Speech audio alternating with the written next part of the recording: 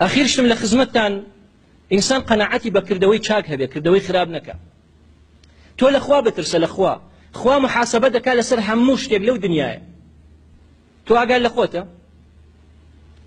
أقال لمالو من هلاكي إخوته تشيد بسراتوا شوان أزاني تلفزيونك لسر شيا دو صو حفتا هلقا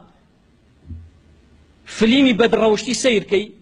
خوتو مالو من دالكت أعبو خود دانشتوي من هلاك 3 ساڵە 4 ساڵە منە چم هەندێ ماڵە چم من هەڵ 3 ساڵە 3 ساڵ کۆنتڕۆڵەکەی لێسەنی گۆڕی لەسەرەوە شتە بێ ئەدەبیە دەسەکا بەگریان باوکو دایکی لۆلا کوێت خوا خبیێرێ مامۆستا گوناحە با نەگری گوناحە با نەگری کوڕێک چاوێکی کوێرە بێ ئەچێتە داوای هەر کچێ عەقەلی تێکەوێ لەبەرەوە چاوەی نییە قەدەری خوا قەدەر الله ما شاء فعل دایکی ئەڵێرە دایکە ئەم چاوی من بۆ کوێر بووە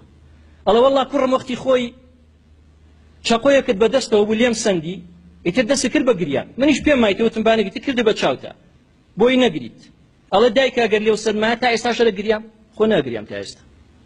يعني معقولة من دالكت خواي قرد فرمي قوا أنفسكم وأهليكم نارا وقودها الناس والحجارة خوتانو مالو من دالكان تان بارزن لآقريا كسو تمنيا كي بردو إنسانة توبلي والله بانقري يعني نازنم سير سبحان الله أو شتێکە خۆت و خێزانەکەت بە حەڵاڵیەکەن ئێستا لەسەر شاشەکە مناڵەکە دەیبینێ ئێ باشە مناڵە خۆ تۆ بەجێڵێ خۆ تۆ ئینتەرنێتت بۆ کڕیوە خۆ مۆبایلی هەیە خۆ کتێبی خراپ لە دەرەوە هەیە خۆ لە پۆلەکەیە کچێ لە پاڵیا دانیشتووە یعنی تۆ هەز ناکەی ئەمە لە سبەینە تەطبیقیەکە لەخوا بترسە لەخوا بترسە بیستڕەرەوە کەناڵە مەیەڵە سەیری بکە مناڵەکەت ئێ تۆ بینی ئێستا پیا و ئافرەتێ ماچی یەکتریەکەن ئەمە چی بەجێڵێ باوەش بە یەکتریا ئەکەن عەشق و خۆشەویستی ئەکەن ئەم ئافرەتە خیانەتەکە بۆ تۆ بە تەمای ئیتر پێشە ناخۆشە ژنەکە و سەیری پیاوێ بکە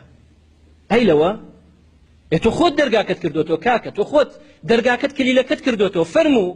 فەرموو هەرچیتان بێ خۆشە بیکەن بۆ لەخوا ناترسی پێغەمبەر فەرمێ صلى الله عليه وسلم حديثك لمسند إمام أحمد بسندك حسناتها لا سمر بعد العشاء إلا لأحد الرجلين مصل ومسافر لدوين يوجع عشاء دروزنية بو كسيك دابني شيء إلا بو دون فرن به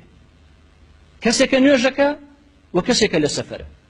تو دانش في سيري خرابك كهر دانشي دا سيري اشتكي باشك والله كأتشيبو مالي يلي بي 5 سر وتاري سر قرآن سر تفسيري دبابة دانش أخو تعزينية تعزية أخوة تعزية لقرآن أخ قرآن لتعزية أخوان ري يا قرآن لمالا أخوان ري كتاقوك قبرساني ليني لمزقود أخوان ري زور سيري زور سبحان الله يعني أما قناعته بقرآن والسنة أما قناعته ببهشت يعني تولينا والله برا بهشت مناوي قينات قناحكم يا أخي أخوة ليدا برسيته بأخوة